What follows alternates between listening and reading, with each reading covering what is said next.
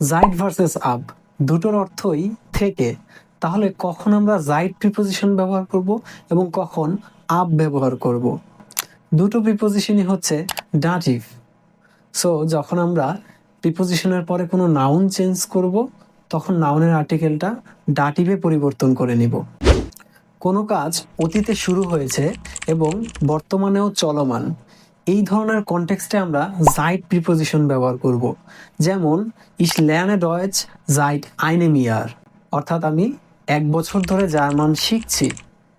Er wohnt hier seit 2022, সে 2022 সাল থেকে এখানে থাকে। অপরদিকে ভবিষ্যতে শুরু হবে এরকম কোনো কনটেক্সটের ক্ষেত্রে আমরা আপ প্রিপোজিশনটি ব্যবহার করব। যেমন der Kurs beginnt ab dem 1. April, অর্থাৎ কোর্সটি 1 এপ্রিল থেকে শুরু হবে। ab morgen lerne ich jeden Tag Deutsch, আগামীকাল থেকে আমি প্রতিদিন জার্মান শিখব।